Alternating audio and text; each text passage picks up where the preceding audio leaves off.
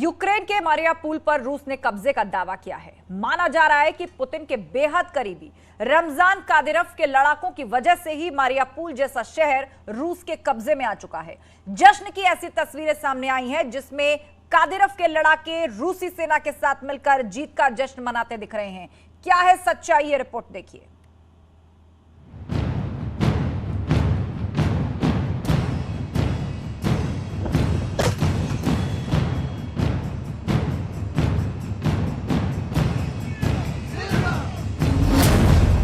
Putin की घातक सेना का जश्न।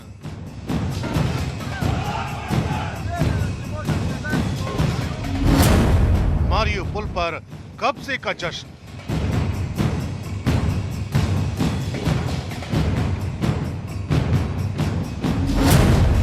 लाशों के ढेर पर पुतिन की सेना।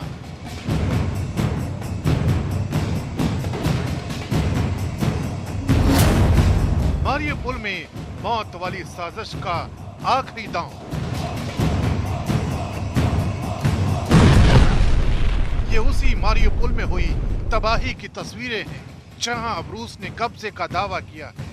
चेचेन कमांडरों की खूनी फौज ने मारियापुल में ऐसी भयानक तबाही मचाई कि किसी के भी रोंगटे खड़े हो जाएं। बताया जा रहा है कि पुतिन के बेहद करीबी रमजान कादिरोव के लड़ाकों की वजह से ही मारियापुल जैसा शहर रूस के कब्जे में आ चुका है। और ये तस्वीरें उसी जश्न की हैं जिसमें कादिरोव के लड़ाके रूसी सेना के साथ मिलकर जीत का जय घोष कर रहे हैं।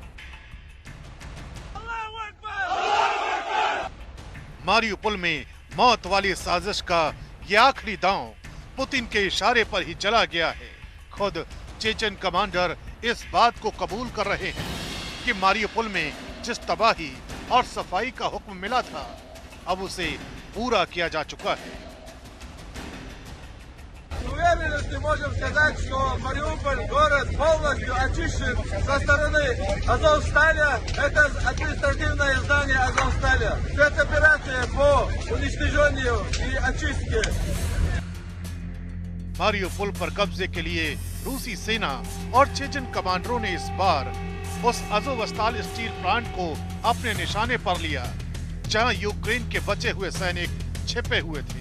दावा किया जा रहा है कि इस आखिरी हमले को अंजाम देने के लिए चेचेन कमांडरों ने स्टील प्लांट पर भयंकर बमबारी की।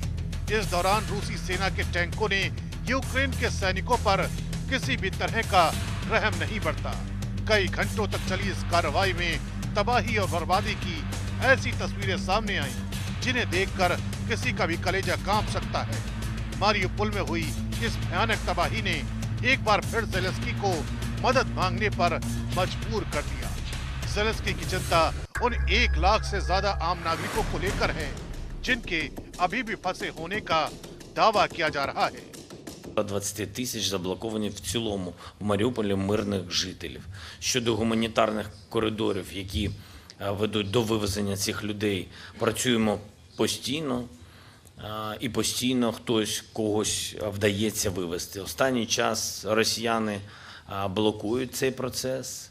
Була пропозиція обміну, хоча б обміну поранених людей на поранених. दरअसल अज़ोवस्ताल स्टील प्लांट पर रूस के कब्जे के साथ ही मारियापुल यूक्रेन के हाथ से निकल गया, जिसका ऐलान कुछ घंटे पहले ही चेचेन कमांडर रमजान कादिरोव ने कर दिया था। और उन्होंने अपने टेलीग्राम पेज पर डाले गए एक ऑडियो मैसेज में इस बात का दावा किया था कि सिर्फ 2-4 घंटों के भीतर मारियापुल उनके पंजों में होगा। Считаете нужным с утра сложить оружие, то я уверен, что... चेचन्या में बैठे रमजान कादिरोव का यह संदेश जैसे ही मारियापुल में जंग लड़ रहे उनके लड़ाकों तक पहुंचा, उन्होंने रूसी सेना के साथ मिलकर अज़ोवस्ताल स्टील प्लांट पर और भीषण हमला बोल दिया।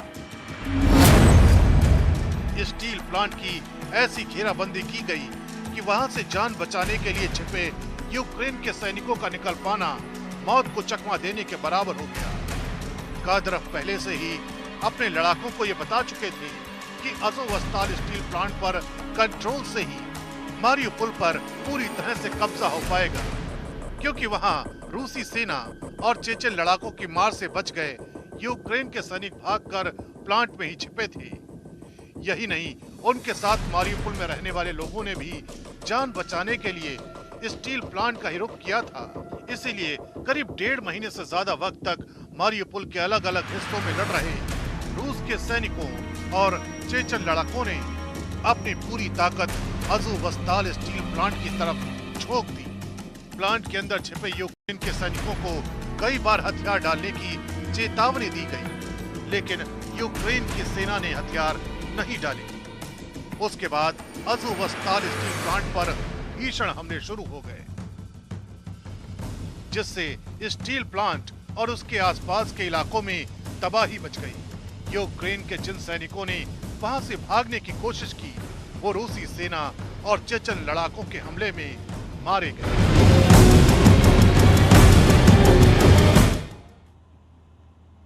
रूस ने ऐसी मिसाइल का परीक्षण किया है जिससे पूरी दुनिया को हिला कर रख दिया है। इस मिसाइल की जद में सब हैं, यानी कि न फ्रांस बचेगा, न ब्रिटेन और न ही ऑस्ट्रेलिया। अमेरिका के भी महफूज रहने की गारंटी नहीं है, क्योंकि इस मिसाइल की टारगेट रेंज है 18,000 किलोमीटर और रफ्तार है 25,000 किलोमीटर प्रति घंटा।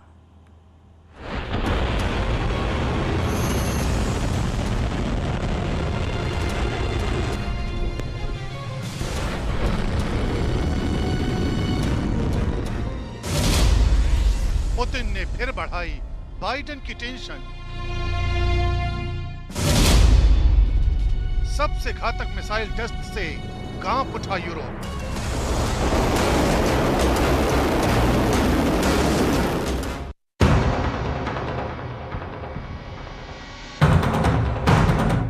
न फ्रांस बचेगा, न ब्रिटेन बचेगा और न ऑस्ट्रेलिया, और न ही अमेरिका के महफूज रहने की गारंटी बाकी रह जाएगी, क्योंकि दुनिया के सामने पुतिन ने अपनी सबसे घातक मिसाइल की जो तस्वीर पेश की है, वो सिर्फ तबाही का एक ट्रेलर भर है।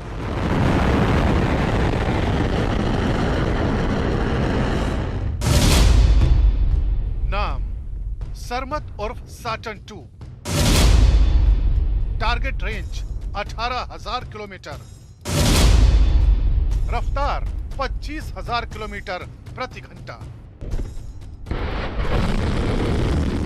पुतिन की वो मिसाइल है जिसके आगे दुनिया की तमाम एंटी मिसाइल डिफेंस सिस्टम की तकनीक धरी की धरी रह जाएगी। कोई भी मॉडर्न टेक्निक इस मिसाइल की मारक क्षमता पर ब्रेक नहीं लगा पाएगी, क्योंकि इसकी रफ्तार इतनी ज्यादा है कि जब तक कोई भी डिफेंस सिस्टम पुतिन की इस मिसाइल को डिटेक्ट कर पाएगी, उससे पहले ये मिसाइल अपने टारगेट को तबाह कर देगी।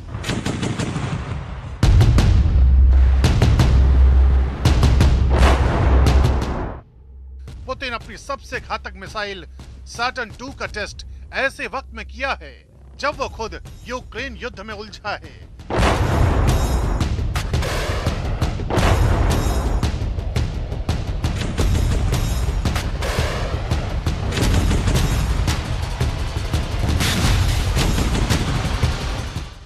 पूरे 2 महीने होने को आए हैं, लेकिन अब तक इस महायुद्ध में पुतिन को कामयाबी नहीं मिली है।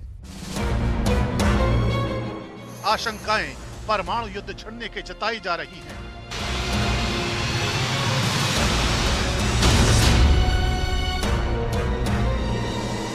और इन सब के बीच पुतिन ने परमाणु बम दागने में सक्षम सैटर्न 2 मिसाइल का टेस्ट करके अमेरिका और पूरे यूरोप को एक बड़ा मैसेज देने की कोशिश की है।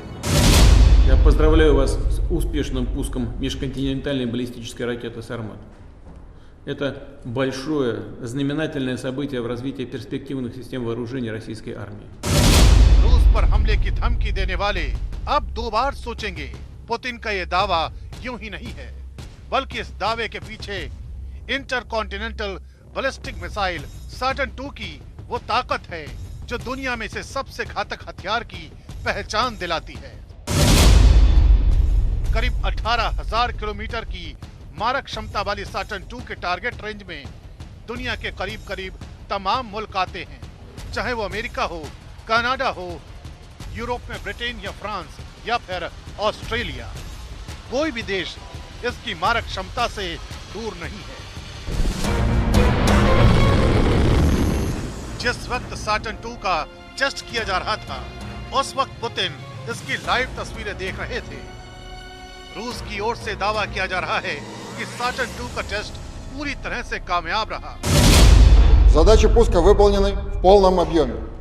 Подтверждены расчетные характеристики на всех этапах ее полета. Учебные боевые блоки прибыли в заданный район на полигоне Кура на полуострове Камчатка. यानी टेस्ट में साटन 2 की रफ्तार और इसकी फायरिंग रेंज दोनों खरी उतरी। पुतिन ने अपनी सबसे घातक मिसाइल के टेस्ट से पूरी दुनिया को यह जता दिया कि यूक्रेन युद्ध में फंसे होने के बावजूद उसके तेवर ढीले नहीं पड़े हैं। हालांकि इस मिसाइल टेस्ट को अमेरिका रूस का रूटीन टेस्ट बता रहा है, लेकिन अमेरिका का ये बयान दुश्मन देश के लिए एक रणनीतिक बयान माना जा रहा है, जहां दुश्मन की ताकत से खुद को बेफिक्र दिखाने की कोशिश होती है।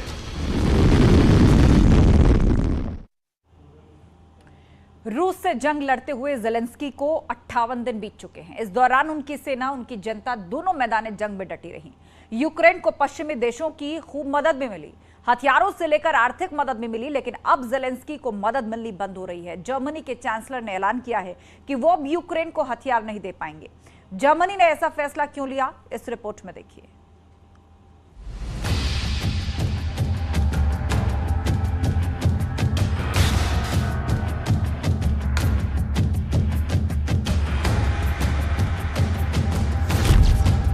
रूस यूक्रेन युद्ध में जर्मनी ने छोड़ा यूक्रेन का साथ।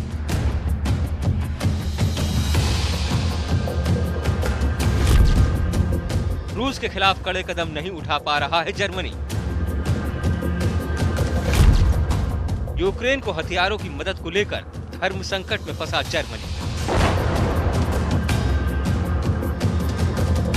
रूस के खिलाफ जंग में जिस तरह से ज़ेलेंस्की को यूरोप से लेकर अमेरिका तक सबसे मदद की उम्मीद है, हर जगह से मदद मिल भी रही है, लेकिन अब यूक्रेन को नाटो देश जर्मनी का साथ छूटता दिख रहा है। उसकी सबसे बड़ी वजह है जर्मनी के चांसलर ओलाफ शॉल्ज का ताजा बयान। जर्मनी के चांसलर ने ऐसा बयान दिया है जिसके बाद यूक्रेन और अमेरिका दोनों ही जर्मनी को पुतिन का सहयोगी मानने लगे हैं। ओलाफ शॉल्ज अपने ताजा बयान की वजह से घिर चुके हैं। असल में इस बार उन्होंने यूक्रेन को दो टूक कह दिया है कि और हथियार देना मुमकिन नहीं है। इस बयान के बाद जर्मनी के चांसलर का उनके ही देश में विरोध होने लगा है, जबकि यूक्रेन यूरोप और अमेरिका से गुजारिश कर रहा है कि जंग में उसे हथियारों की सख्त जरूरत है। सोशल मीडिया पर रूस के खिलाफ यूक्रेन कैंपेन भी चला रहा है कि रूस से व्यापार बंद किया जाए और खास तौर पर रूस के तेल और गैस से हाथ खींचे जाएं। यूक्रेन इस बार अमेरिका और यूरोप से ज्यादा हथियारों की मांग भी कर रहा है, लेकिन जर्मनी ने यूक्रेन की मांग को सिरे से खारिज कर दिया। Чим більше і чим швидше ми отримаємо всю зброю, яку запросили, тим сильніші будуть наші позиції, тим скоріше буде мир.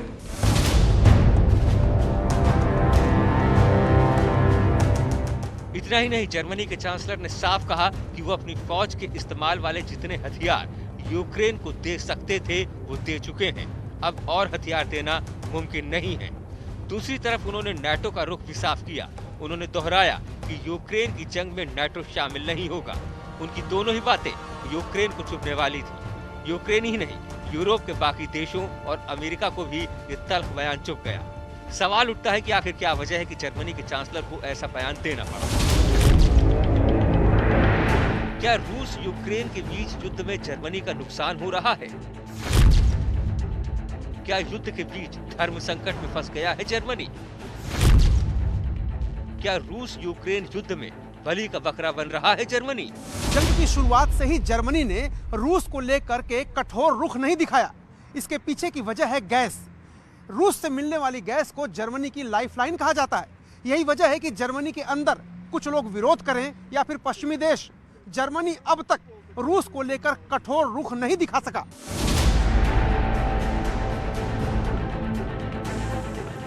रूस के साथ तेल गैस की डील की वजह से ही जर्मनी यूक्रेन का उतना साथ नहीं दे पाया जितना अन्य देश दे रहे हैं। रूस के साथ जर्मनी के कारोबारी रिश्तों में जंग के बाद कोई खास बदलाव नहीं आया। हालांकि नॉर्ड स्ट्रीम 2 प्रोजेक्ट पर रोक जरूर लगी, लेकिन माना जा रहा है कि नॉर्ड स्ट्रीम 2 पाइपलाइन तो बनकर तैयार है।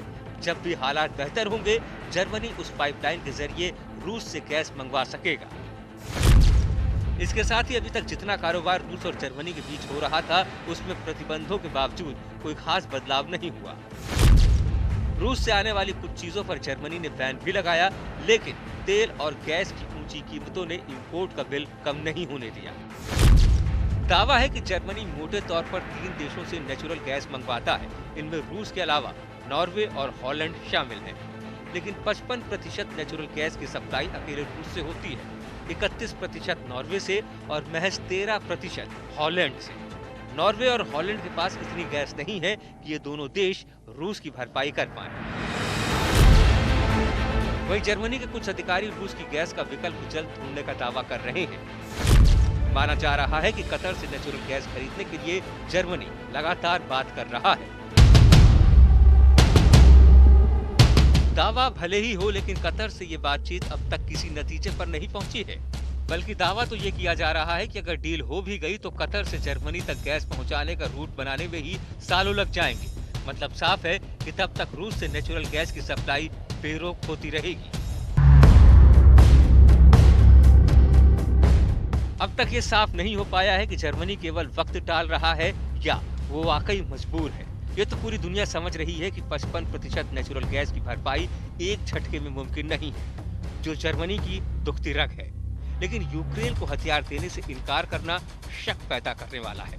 मतलब साफ है कि रूस और यूक्रेन की जंग में जर्मनी के चांसलर मझधार में फंसे हैं। ना तो वो रूस के साथ दिखने का रिस्क ले सकते हैं और ना ही वो रूस पर एक्शन का जोखिम उठा सकते हैं।